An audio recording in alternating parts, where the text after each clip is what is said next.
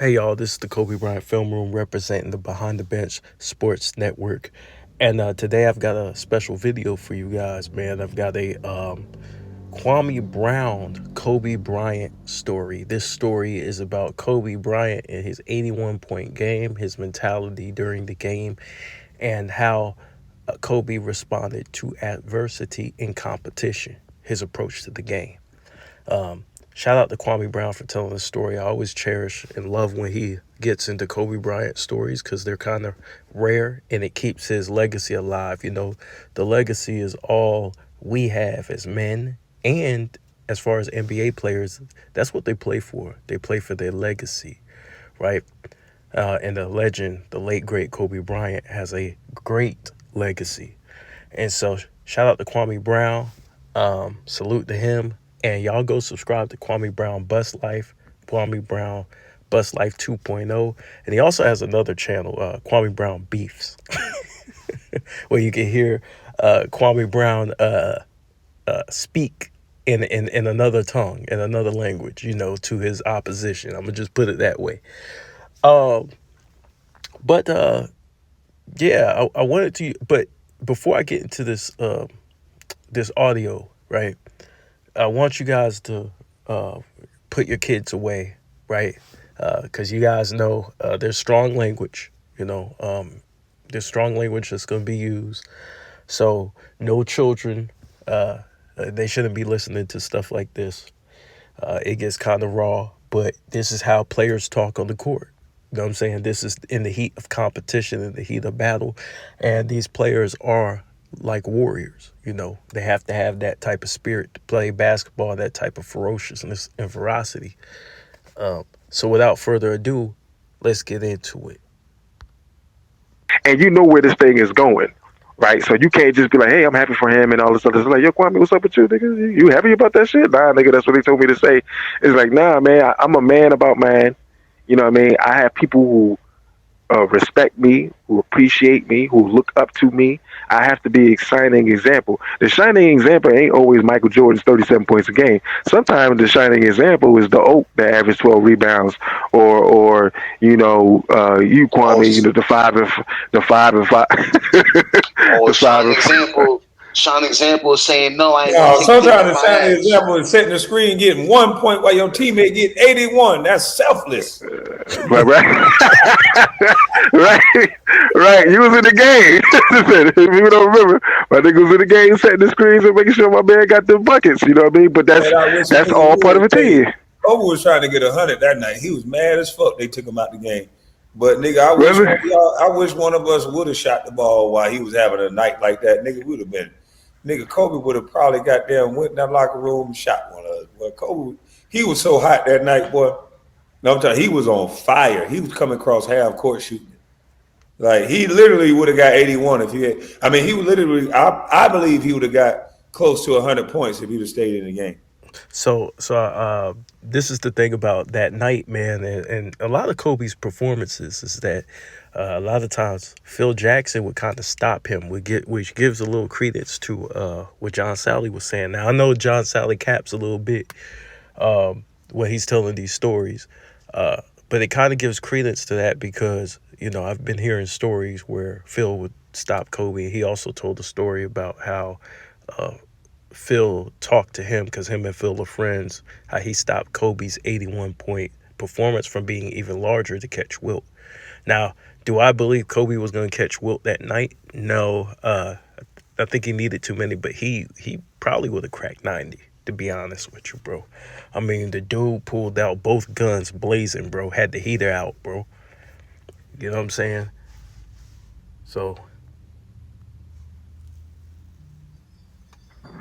That was Facts. my first year at TSU. Huh? That was my first year at TSU. And when we was going to class, like Kobe scored, they were like, "Stop playing." I'm like, it's like, bro, like, what the hell? I'm Yeah, that like, was this dude monumental. scored 81 doggone points. I'm like, what the heck is this? And that's before social media really got popping. So Mm-hmm. it been way wild.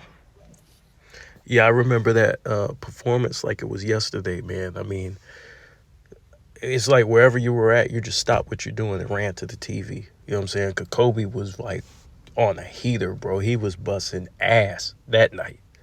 I mean, I never seen a player get that hot. I never seen it. So let's continue. I'm trying to told you. And the funny part is, I remember correctly, he had 26 at halftime, and Mm-hmm. second half he just went off. So that first half, as much as the second half, I think yeah, he was going to. I think that's probably going to be the get to Will. So I want to add this before we move on. A lot of people don't remember that we were actually losing at halftime, and so their strategy was working. You know, their defensive strategy was working. Um, you know, Kobe was kind of trying to get his teammates involved, but Kobe wasn't really blazing hot. Like people try to make it seem like he just took a lot of shots the whole game and that he was just blazing hot the whole time, and he wasn't. He really took off in that second half. Let's continue. Hmm. That nigga went slap fool, man. I'm telling you. He went slap nuts. He was in the back. Just give me that motherfucker. Just like when he get in those modes, because he did one stretch. AD is blowing that stretch away. I think AD, the only reason why he ain't have about 7 games in a row with 30 or more points. Kobe had, well, AD ain't blowing that. Kobe had, I think, like 5 games in a row where he scored like 50 or more points. It was like 5 or 6 games where he was at least 50, 55, Oh yeah, 56. remember that. He Yeah, I went remember he nuts. dropped I think 61 against Dallas in three Yeah. quarters that year. It was 62 and three quarters. He outscored Dallas as a whole team. And that stretch, bro, was probably I've never seen a player in my life get that hot. Like Kobe and I think Jordan mastered being in the zone. And you know, players feel like being in the zone, they'll be in the zone in a game or two. They're in the zone the whole year.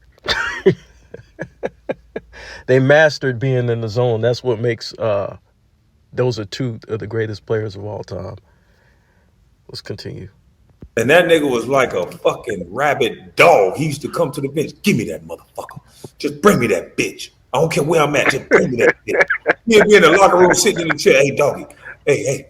He'll be looking. He'll be serious. Hey, give me that bitch. Hey, Kwame, keep doing what the fuck you doing.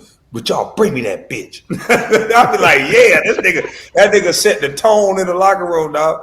And listen, if you didn't think you was gonna win when that nigga finished talking like that, you was like, yeah, nigga, we finna punish these motherfuckers. I'm telling you, that's how he talk. Okay, so y'all heard what Kwame said, right? He said Kobe said, "Bring me that bitch." And this the thing, right? If you go watch the 81 point game, I did a watch party not too long ago about the 81 point game, right? Kobe energized his teammates through his scoring, right? So his scoring actually boosted up their defensive play. It was the craziest shit ever. His teammates, once they realized they had the chance, they all got down on defense. They all dug deep, and he inspired them with his never say die attitude. You know what I'm saying? You could see it, and it's one of the craziest things ever. But it's rarely talked about by the media. Let's continue. Bring me that And bitch. there's only certain players you see. I remember AI going on the stretch like that too. AI went on the stretch of like 5 games. He's scoring 45, 50 points in a row. It's only certain players. Man, that nigga was a monster. He'd be like, hey, I got him. Don't worry about him. I'll guard him. He Maurice Evans, he'll be guarding somebody. Hey, I'm gonna guard that motherfucker this half. Don't worry about it. You go guard the other dude. No, I got it. Shut the fuck up. I got it. I'm gonna guard him. Like that's how Kobe was. If a nigga was getting off, Kobe gonna go guard him that second half. He might let you get the first half, but when it's game winning time, that's why I always respect him. When it's time to win the game, he acted as a leader. He didn't allow you to blame the whole other team. He acted as a leader. He going down with you. I'm playing, I'm guarding whoever, and we in the foxhole together. Anytime there was a situation, you watch Gilbert Arenas get into a skirmish or the teammates get into a skirmish, Kobe ain't walking to the bench. Kobe's not standing there. He's gonna be in the mix. Not thinking about getting fined. Not thinking about none of that. He in the mix.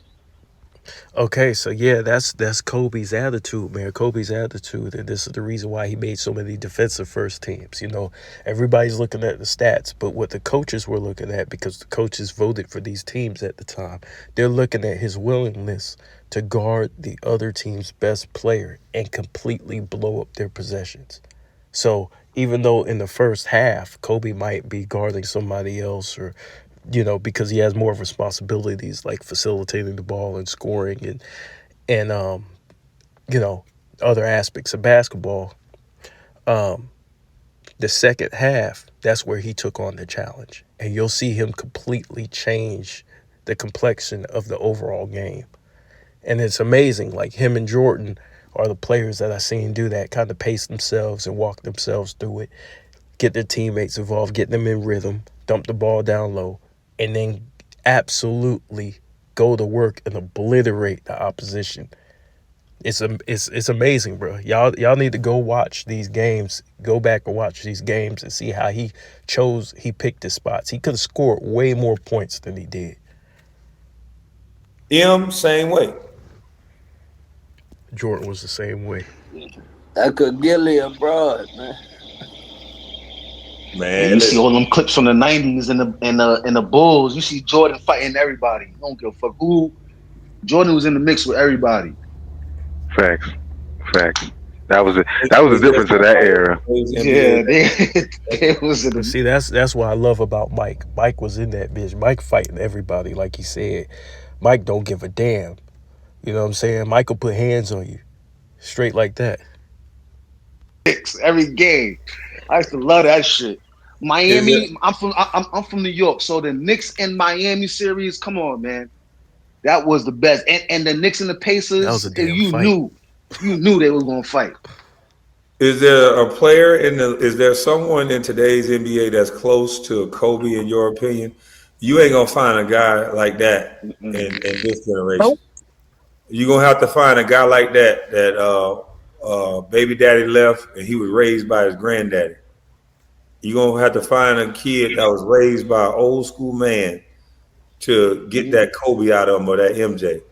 If y'all look at MJ and Kobe and these guys, their life was struggle. They had some struggle in their life.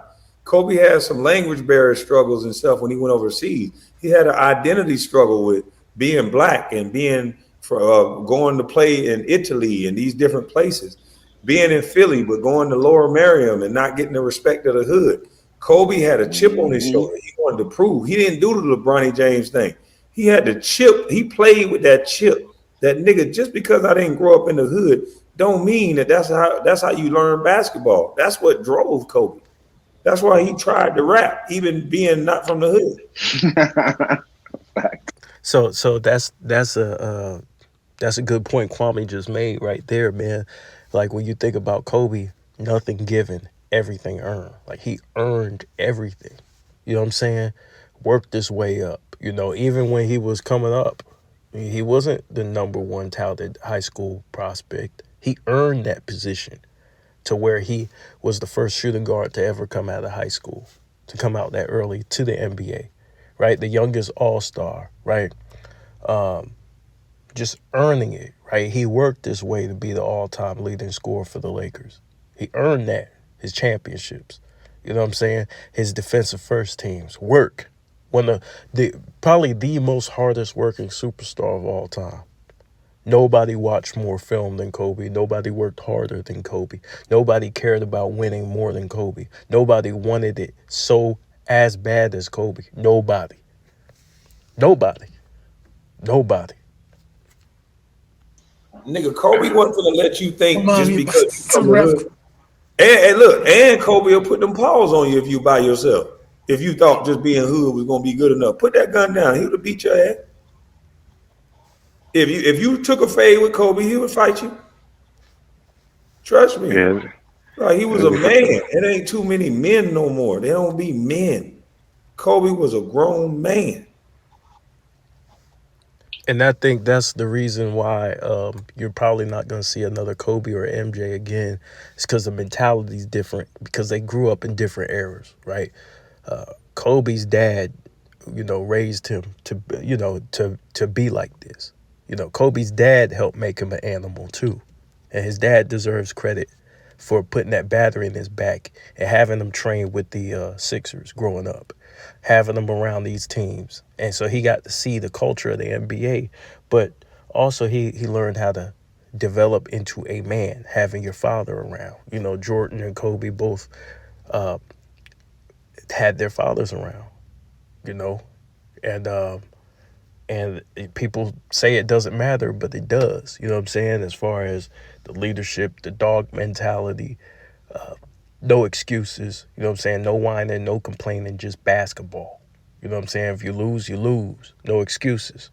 You know what I'm saying? No whining, no crying about it. Come back next year, be better. You know, everybody talks about the winning, but what about the losing? Kobe and Jordan lost a lot. But what happened? They came back stronger. They talk about their failures and how hard it was to make it and how they had to come back. You know what I'm saying? Climbing up the hill is hard. But guess what? When you finally make it up that hill, your celebrations are crazy. You know what I'm saying? That's why they have some of the greatest championship celebrations of all time. Because it's hard work, man. It's dedication, man. Drive, man. You know what I'm saying? Passion, the love of the game.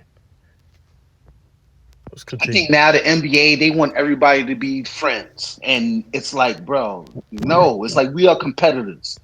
You know what I'm saying? It's like on and off the court, we got to be friends. It's like, nah, that kills the competitive spirit of the game. It's like, nah, I don't want to shake your hand. It's like after a playoff game or some shit like that, like we lost by 2 points. I don't want to shake your hand after. Nah, fuck you. Right. Oh, Kobe not shaking your hand. Kobe not doing none of that. He ain't hanging with you niggas for the game. He ain't doing none of that shit. He ain't.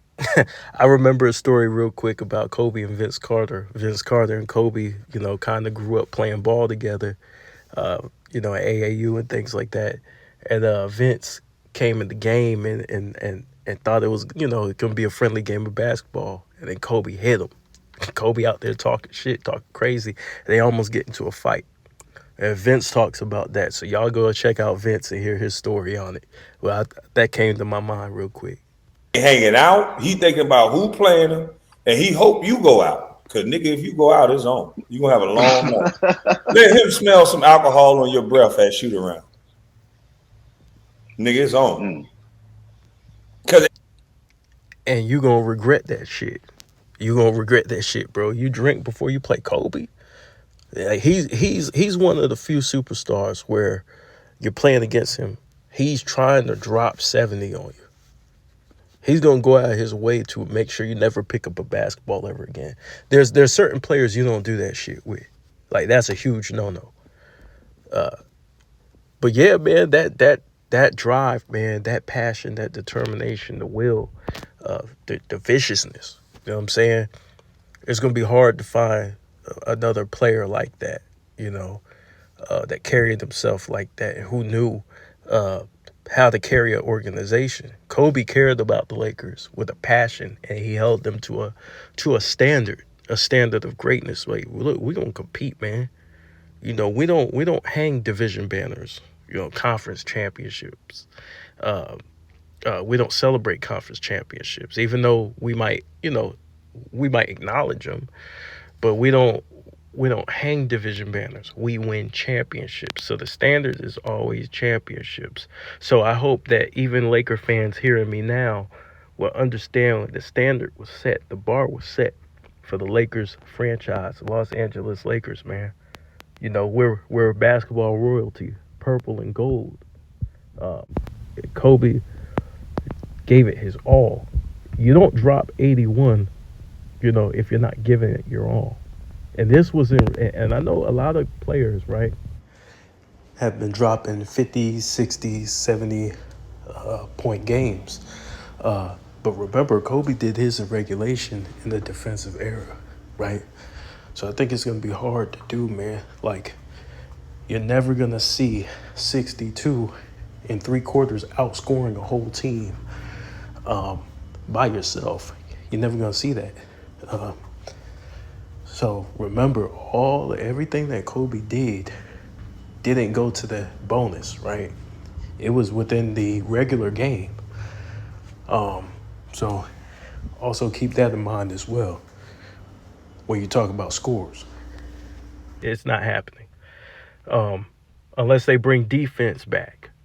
And I still don't see nobody doing that if they bring the defense back. It was just one of those special things that you had to be there. A lot of people like to talk about Kobe's career who wasn't there. They didn't witness it.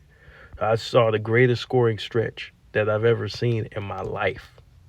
You know, uh, average of 40 4 times, man. This dude, Kobe, for a month in a month.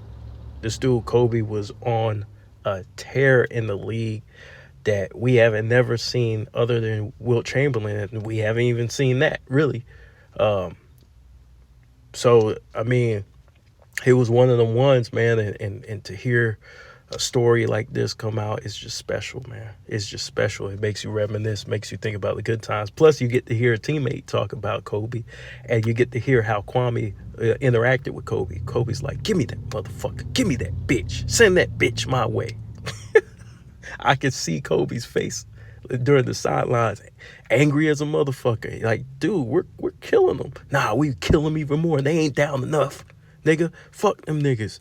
I could see Kobe going to that locker room, bro, with that type of energy, and that get you hype, man. That get you hype. Nah, nigga, this is my fucking house. This is my shit now. That get you hype, man. And you gotta love it. You gotta love the energy. You gotta love the passion. And that's why I say, to me, there's none better to me. You know what I'm saying? The highest form of the highest competitor, the highest level of a competitor that you could possibly be. The absolute highest at the top. You can't compete any harder than Kobe. Matter of fact, you can argue that Kobe drove his body into the ground being competitive. You know what I'm saying? Playing those last couple of games um, in 2013, guaranteeing us that we make the playoffs, giving his body up and saying, no, I'm going to play these minutes. The Lakers trying to monitor him and make sure he don't get hurt because he's older. Kobe said, fuck that shit. We're making the playoffs this season. It's on me. That's a leader, man. That's a superstar. Put it on my back. Win or lose. 2003, win or lose. It's my fault. We not making no excuses. No excuses. No excuses, bro. That's what I love. I love the passion, man. Unmatched. Unmatched. And so when you talk about Kobe, Jordan, man, put respect on it. It should always be a certain level of respect. They're not your average NBA players. You know what I'm saying? So Kobe, RIP.